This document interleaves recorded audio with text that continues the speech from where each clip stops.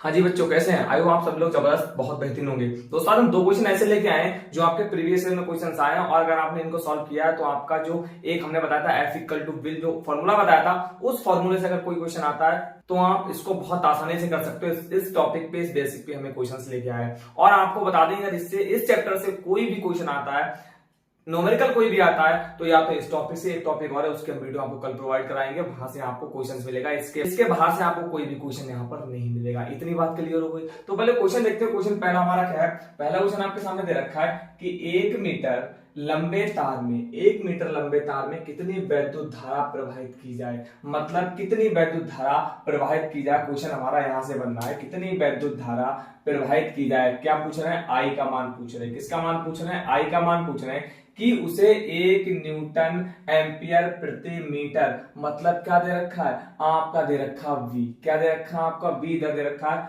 उस पर 2.4 न्यूटन का बल, क्या आपका इधर दे रखा है? एफ दे रखा है, उत्पन्न हो सके। क्या इतनी बात क्लियर? बल की दिशा ही बताइए। पहले हम निकालेंगे कि इसकी धारा क्या है, उसके बाद बल की दिशा निकाल लेंगे बहुत आसानी से। तो आपको फॉर्मूला पहले आपको क्या क्या दे रखा है पहले देख लीजिए। आपसे पूछ रहे हैं आपका और लंबे मीटर तार, मतलब एल आपका दे रखा है। इतनी बात क्लियर? तो आपका एल बराबर 1.0 मीटर।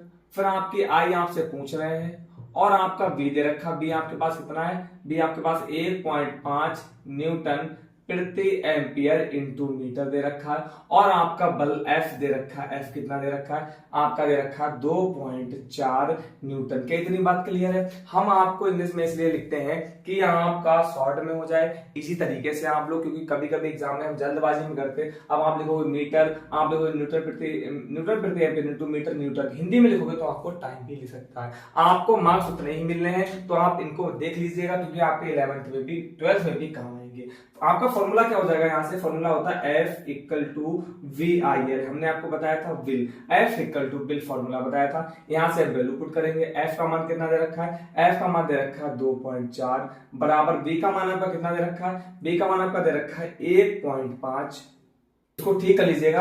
आपका जो बी का मान है वो आपका 1.2 कितना है? 1.2 कितना आपका बी का मान है? 1.2। तो आपका बी का मान कितना दे रखा है? 1.2। और आपका इंटू आई आपसे पूछ रहे हैं, और आप एल का मान कितना दे रखा है? एल का मान आपको दे रखा है 1। हम आई ही छोड़ना है, बगैर सबको नहीं चलाना है। तो 2.4 आपका अपॉन में क्या होगा? 1.2 इंटू 1 बराबर आई। हम इसको यही छोड़ देंगे। देखिए यहां से आप काटेंगे, पॉइंट से पॉइंट हटाएंगे तो कोई दिक्कत नहीं, आपका हो जाएगा 24/12। तो 12 एकम 12, 12 दूनी 24। आपका यहाँ पर बचता है आई बराबर, ये 2 हम इधर लिख देना, आई बराबर 2। और आपको पता है धारा का मात्रक क्या होता है? एम्पियर होता है। तो आपका धारा का मात्रक, आपको क्वेश्चन देखने में बड़ा लग रहा होगा, परंतु आपने देखा है कि अगर आपको फॉर्मूला बताओ क्या क्या दे रखा है बताए, तो आप इसको आसानी से, बहुत आसानी से कर सकते हैं। तो आपका कितना आ गया? आई बराबर 2 एम्पियर। दिशा, बल की दिशा बताइए।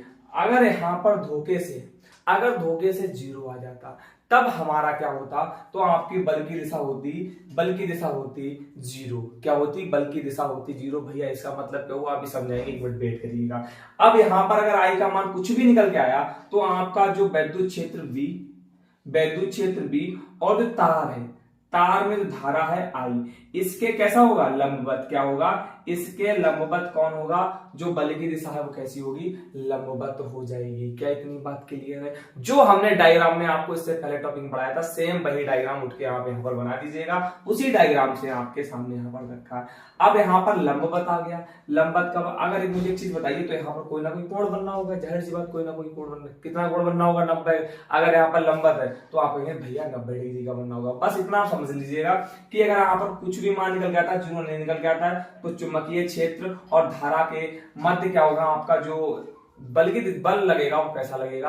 आपका लंबवत लगेगा। इतनी बात क्लियर? आप देखते हैं वाला क्वेश्चन सेम इसी फॉर्मूले में, थोड़ा यहां से बढ़ रहा है। क्या बढ़ रहा है? आपका साइन थीटा, कोण का मान बढ़ जाता है। देखिए कैसे। 2 मीटर लंबे तार, तो यहाँ पर आपका एल का मान दे रखा है।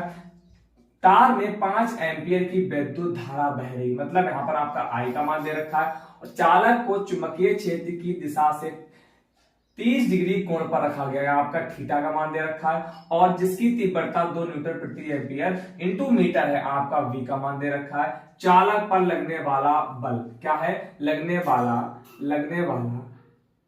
वाला बल को गणना कीजिए, लगने वाले बल को गणना कीजिए। इतनी बात कह रहे हैं। अब यहां से हमें एफ का मान निकालना है। किसका एफ, फॉर्मूला क्या लग जाएगा, देखिए आपका फॉर्मूला वही रहेगा VIL, विल, और यहाँ पर थीटा बढ़ रहा, तो हमने कहा था थीटा के साथ हमेशा क्या बढ़ाएंगे, साइन थीटा पूरा लिखेंगे। तो ये वाला आपका फॉर्मूला यहाँ पर लगेगा। क्या क्या दे रखा है पहले वो हम लिख लेते हैं। आपका एल का मान दे रखा है, एल का मान 2 मीटर दे रखा है। फिर आपका धारा दे रखा है, मतलब आई का मान दे रखा है, आई का मान आपका 5 एम्पियर दे रखा है। उसके बाद आपका थीटा, थीटा कितना दे रखा है, 30 डिग्री। उसके बाद आपका वी दे रखा है 2 न्यूटन प्रति एम्पियर इनटू मीटर दे रखा। और आपसे क्या पूछ रहे हैं, आपसे एफ का मान पूछ रहे हैं। बहुत आसान क्वेश्चन रहने वाला है, बहुत इजी क्वेश्चन रहने वाला है।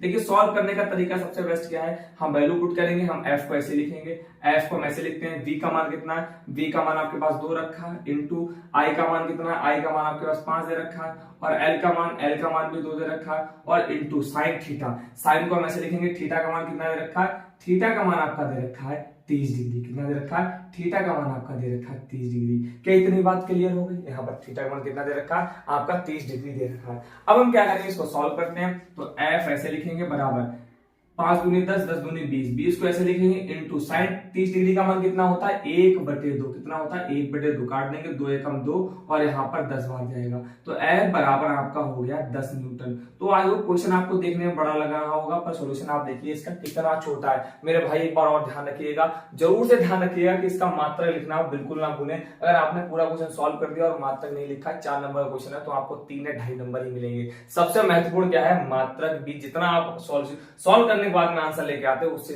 कई ज्यादा महत्वपूर्ण है आपका मात्रक। अगर आपने यहाँ पर लिख दिया एम्पियर, तो क्या धारा हो जाएगी, परंतु धारा का मान दे रखा है, इसलिए आपका गलत होने के पूरी चांस रहते हैं। टीचर चाहे तो पूरे आपका पूरा काट सकता है, वहां पर एक भी नंबर आपको नहीं भी देगा, तो आप उसका कुछ नहीं कर सकते। कि इतनी बात क्लियर है। आज तो आपको यहाँ पर दोनों क्वेश्चन बहुत अच्छे तरीके से समझ आए होंगे।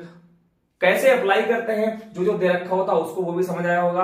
वगैरह कॉन्सेप्ट तो आपको क्लियर हम पहले ही करवा चुके हैं। अब हम जो नया टॉपिक लेके आएंगे वो है आपका क्वाब। क्या है, बल बराबर क्वाब। ट्रिक जैसे इसकी है बल बराबर विल, तो उसका भी है बल बराबर क्वाब। क्या है, बल बराबर क्वाब, इसका नेक्स्ट और बहुत इजी है। कैसे उसको निकालेंगे, कैसे उसको हम डेरिवेटिव में करेंगे, वो हम आपको बताने वाले हैं नेक्स्ट वीडियो में। तो मेरे भाई चैनल को सब्सक्राइब जरूर से कर लीजिएगा, वीडियो अच्छी लगे तो वीडियो को लाइक जरूर से कर लीजिए। कोई भी डाउट हो तो आपका जो कमेंट सेक्शन है वो सिर्फ आपका है, आपका खुद का है। आप वहां पर जो मर्जी है वो कमेंट करिएगा, पर करिएगा टॉपिक से ही। और हमने आपके लिए आरएमबी टेलीग्राम चैनल बनाया है, आप वहां पर जाकर ज्वाइन कर लीजिए, क्योंकि आने वाले वक्त में आपको मैराथन्स मिलेंगी, और जो प्रीवियस ईयर क्वेश्चन है वो भी आपको वहां पर मिलने वाले। और जो आपको क्वेश्चन दिख रहे हैं, दोनों प्रीवियस ईयर क्वेश्चन 2019, 2018, और ये वाला आपका 2024 में भी आई थिंक आया हुआ है। तो वीडियो को लाइक जरूर से करें और चैनल को सब्सक्राइब कर लें। Thank you very much.